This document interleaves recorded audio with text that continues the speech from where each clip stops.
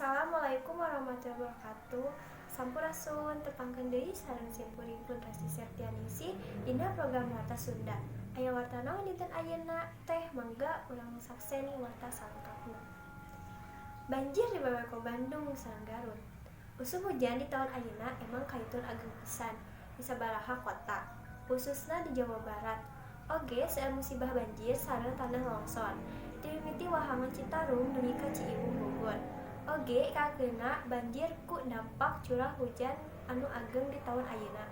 Dina acara warta basa Sunda ayeuna rek bade kadipikadeun hiji warta anu ngeunaan kana musibah bencana alam, nyaeta bencana banjir bandang anu ngalanda kota Bandung sareng Garut, anu diakibatkeun ku mundalan Wahangan Citarum. Banjir ngalanda wewengkon Kabupaten Garut ayeuna mulai ngaagengan. Dugi ayeuna tos aya sababaraha kacamatan nu kakeunaan dampak mundalna Wahangan Citarum. Saentos di Cihujan nu lumangsung turun ageng di sabaraha dinten kaliwat, akibatna tina bencana banjir di Garut saeutikna ngakibatkeun karusakan di 7 kecamatan nu aya di Kabupaten Garut. Dumasa kana data nu aya, banjir bandang eta teh mangrupakeun banjir anu paling ageng nu pernah aya di Kabupaten Garut.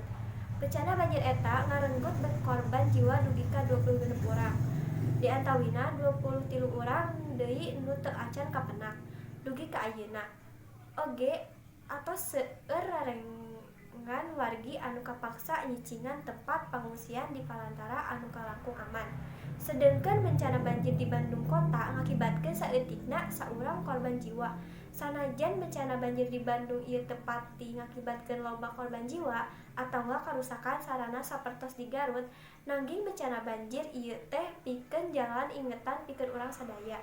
Supados leuwih memperhatikeun kabersihan sapertos ulah mijeun sampah sembarangan kacai sabab kajadian bencana alam di Garut sareng di Bandung teh lin saukur datang ujug-ujug, nangging aya patalina sareng pola pikir nu salah dijalmi.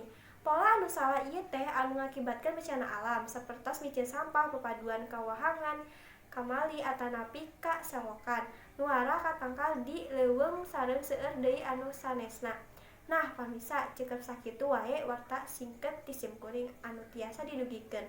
Hapunten bila aya kalepatan sareng kahilapan tina cariosan ti simkuring. Pamisa mung sakitu nepi ka hatun ku program Warta Sunda dinten ayeuna simkuring Resti Septianingsih amit mungkur kasadayana. Wassalamualaikum warahmatullahi wabarakatuh.